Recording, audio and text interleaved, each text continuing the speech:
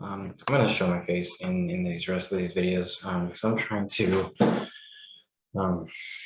let people know who I am and start I don't know, some kind of community. And I can do that less effectively if you don't know what I look like. So yeah, I think that I want to say a couple things.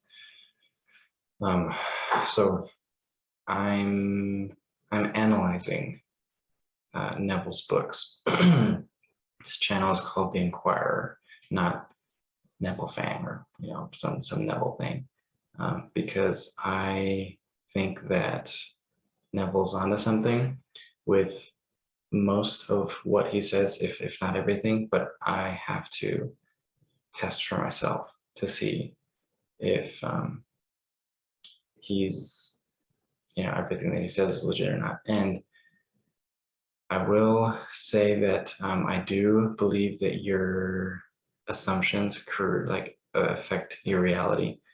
To what degree, I don't know, because I've used the power of assumption to change incredible things in my life. I'm not an unbeliever. I want to put Neville in a position where people can accept what he says as truth. I want, my whole purpose in life is to find truth and then spread it out. So I am studying Neville Goddard right now, but I'll probably study other texts, like I talked about in previous videos, where I look at the original languages of the Bible.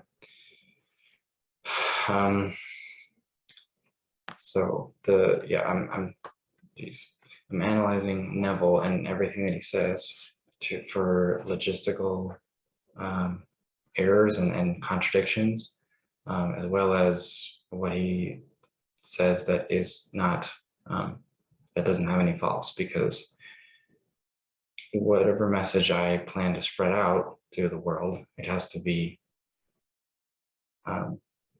defensible. It has to make sense from every angle, and I don't want to be caught off guard. I don't want the purpose and the effectiveness of whatever message I tell, whatever method and from whatever teacher, and maybe not just Neville. I don't want it to be less effective because there's some kind of logical error or contradiction. So in chapter 2, I kind of went in on Neville because what he said didn't make sense. I'm still open to interpretation. I'm learning. I'm not an expert on this stuff, but I'm doing these videos to try and be an expert so that I can be an expert. Okay, so I'm gonna go over the power of awareness now. It might take a while. I'm gonna split up in a couple of videos, like a lot of videos actually. There's a lot to go over, and in the interest of keeping the viewer's attention, I'm going to maybe make them like 20 minutes or 30 minutes long. I don't think I have anything else to say. Join the Discord, or I'll put the Discord in the link, and I'll maybe I'll make a Facebook group later on for people who are critical thinkers and who don't just accept everything that they hear or read, because I think that critical thinking, especially as far as metaphysics is concerned, that's what we need as humanity, as critical thinkers and people who won't just accept what they're told. Okay, yeah, so that's the point of the community. If you vibe with that, then just join. Okay, let me start the presentation. Okay, Power of Awareness by Neville Goddard. Okay, chapter 1. This is a very, very, very important chapter. I'm going to go over it for a long time, and because this sets up the entire book. As far as I am aware, and as far as I've read, the entire book is predicated over and over and over again off of principles talked about in this first chapter. I'm just looking at my time. Okay, cool. All right, so without further ado, let us open chapter 1. Okay, so he opens it up with Ephesians 5:13. All things when they are admitted are made manifest by the light, for everything that is manifest is light. Yeah, let's see, what did I write? Oh yeah, so I gave some context. Using the ESV, maybe there's a better version that's easily accessible by BibleGateway.com or some other website. That's more true to the original translation, let me know. Okay, it says, for you were once darkness, for you are now light, and the Lord live as children of the light. For as fruit of the light consists all goodness and stuff like that. And find out what pleases the Lord. Have nothing to do with fruitless deeds of darkness, but expose them. Shameful to mention what the disobedient do is in secret. But everything exposed by the light. And that's what it said. Okay, wake up, sleep, rise from the dead, and Christ will shine on you. Making the most of every opportunity. So this is the exhortation, the command. Live as the wise, making most of every opportunity because the days are evil. So that is what, as far as I am aware, the context of Ephesians 5:13, which is gets tough out there. Don't give up. Make the most of every opportunity. Okay, so it says the light is consciousness, and this is back to Neville. Consciousness is one. Okay. All things when they are admitted are made manifest. I took these notes a long time ago. Revealed. Okay. So manifest. Yeah, manifest is to reveal, not to create. That's an important point that I'll go over later on. To make visible by consciousness, and all things are made visible by consciousness. And I think that's what he says right here. So I want to really quick, just like we're going to go really slow here. So this point that I was making, all things when they are admitted are made manifest by the light. Right. Okay. So I'm just restating Ephesians 13. If light were to mean consciousness, all things are made visible by consciousness. Okay. So cool. What do we got next? Okay, consciousness as one, manifesting. This is what he says right after, manifesting in legions of forms or levels of consciousness. Okay, so there are many different levels or forms of consciousness, and we'll go over what each of those mean as far as you're concerned pretty quickly here. Okay, next thing is there's no one that is not all that is. So all that is one. And that is consciousness. Excuse me. Okay. Let's see, what else do I say about it? Yeah. Consciousness is not divisional. Did I go over that here? Okay, it's not divisional, right? So I'm just restating here. Consciousness, though expressed infinitely, and there's infinite expressions of consciousness, is still one. It can't be divided. Or it is not divided. It cannot be divided. All right, so he's saying right after, talking about consciousness, he says, I am cannot be divided. What else couldn't be divided? Consciousness. Up here, consciousness is not divisional. And then he says, I am cannot be divided. I am and consciousness are the same thing. Yeah. Oh, well, it's the same thing. Consciousness and I am is the same thing. That's an important thing to remember. It's another one of the fundamental principles. Okay, so moving on. There's no real separation. Okay, I'm gonna divide it. Okay, same thing. Center of my being remains the same with the concept that I hold of myself. So, for anybody who has not read this book before, this is basically saying that, or is not familiar with the concepts of the awareness of you. So everybody's center of being is the same. And the only thing that is different is the concept that each person has of himself. That is explained later on in more detail, or at greater length. Okay, at the center of manifestation, moving on here, there is only one I am manifesting in legions of forms or concepts of himself. I am that. Yeah, okay, so I didn't need to say that. Anyway. I am center of being, okay, parallel to I am. Now, why did I say parallel to I am? Okay.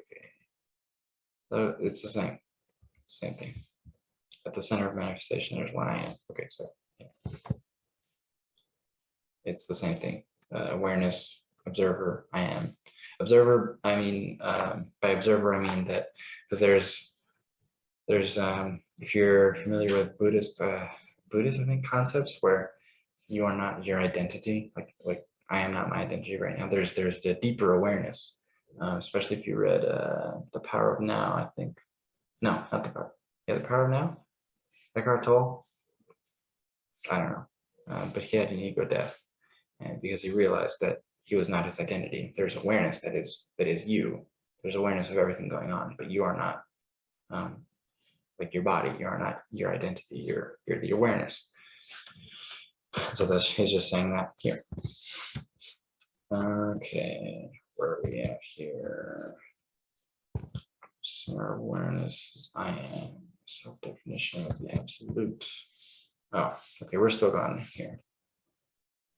Self-definition. Okay, I think we're going back to here. Center of my being remains the same. So manifestation of I am. The self-definition. Where is that? Okay. I am here is the self-definition of the absolute, and on the foundation which everything rests. And I looked up the definition of self-definition. That is the evaluation by oneself of one's worth as an individual in distinction from one's roles. So it's just how you define yourself, how you think about yourself.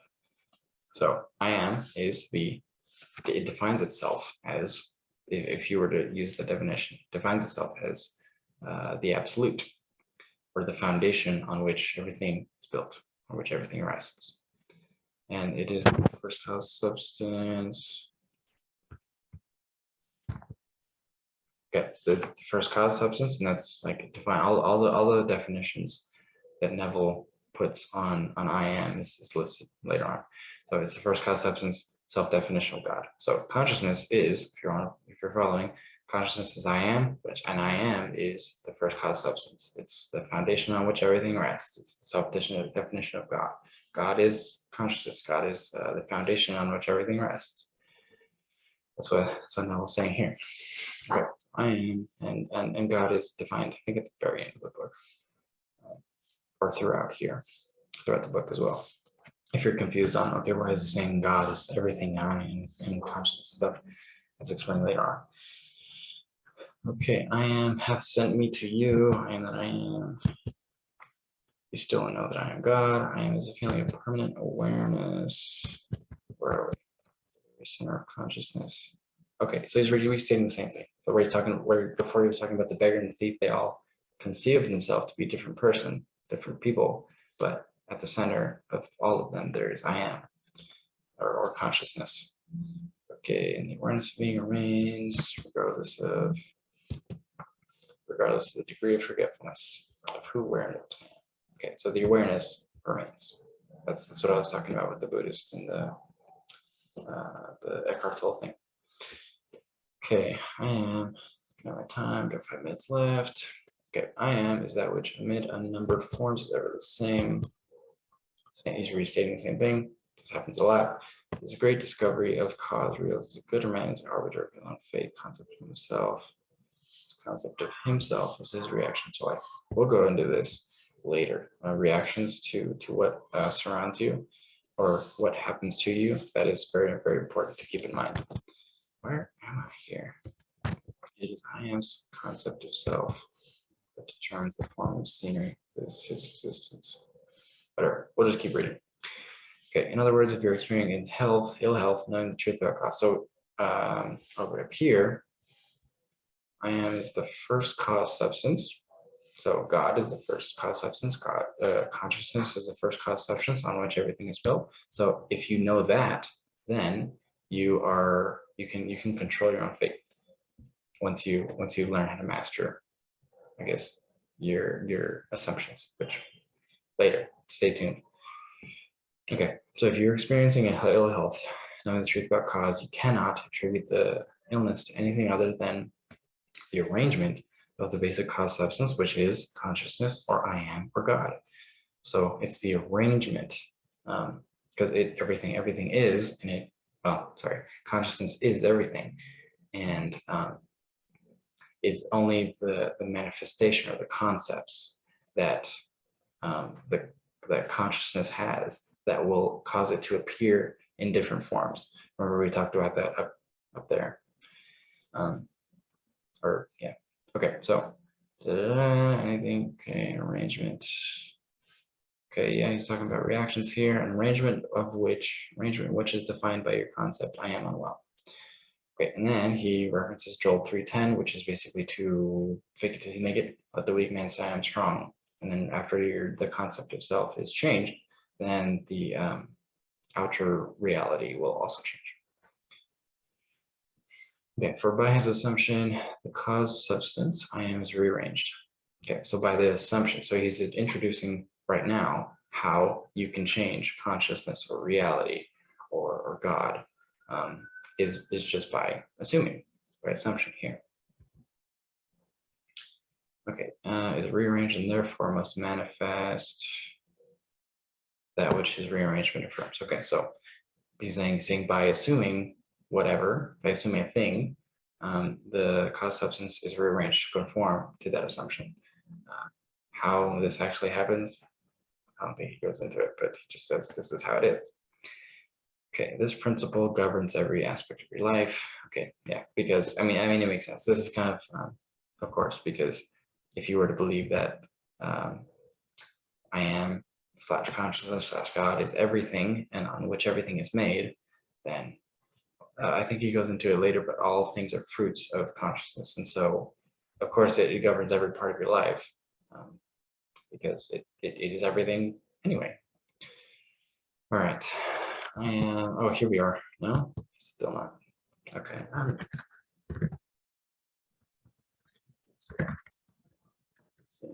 All right. Okay, so there we are. I take notes on the weirdest things sometimes.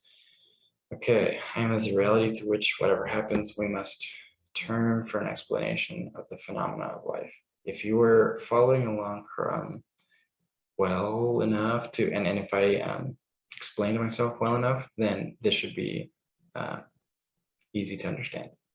We must turn for an explanation of the phenomena of life. Everything is dependent on consciousness. Okay, and we are at the 20-minute mark. So that is like the main idea. In summary, everything is consciousness. In summary, everything is consciousness,